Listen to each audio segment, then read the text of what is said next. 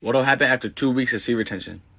Now, if you haven't watched what happens on the first week of seed retention, I suggest you go watch that before you watch this. Because all of those videos, they go into more like the beginning of the physical aspects of seed retention. Now, I said I was going to do the same thing for week 2 as I was for week 1. But then I was like, I'm just going to make a new video every day talking about different benefits.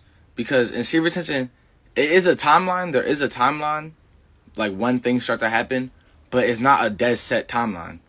What I mean is like, so something that might happen for me in my week 1 might not happen for you until your week 2.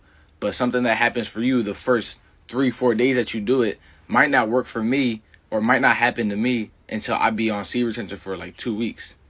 Because seed retention is not like, oh, if I hold my seed for 25 days, this is going to happen. It's more like it's already all happening the first day you start doing it.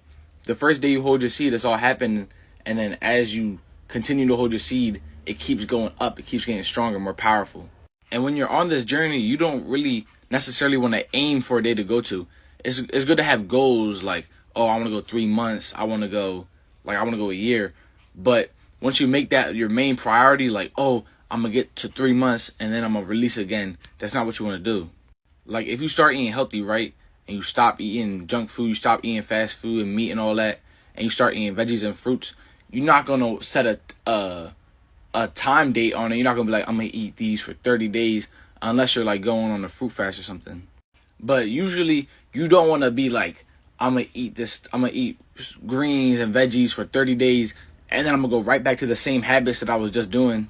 Go back to eating McDonald's and Burger King and Wendy's and all this. No, you're making it your lifestyle. You're not doing seed retention just for like points. You're not doing it for bragging rights just to be like, oh yeah, I hit 30 days. You want to do it to make it become your new lifestyle. But one thing I did notice when I went 2 weeks on seed retention is like the urges, they slowly go away. Or not go away, but when you do have an urge, it's not as powerful as it is on your first week doing it. Because your first week, I'm telling you, is going to be the hardest week. It's going to be the hardest time of seed retention in your whole journey.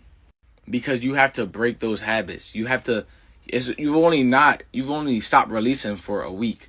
And you have to break the habits that you've been doing for days and days on days before. You've been doing it every day, literally 4 days ago. So you have to break that habit. But once the second week rolls around, it's going to get easier. It's going to feel smoother. The urges aren't going to be as hard, and you're not going to get them as frequently. And that doesn't mean that urges are bad. Do not think that urges are bad. They're natural. You want to have urges.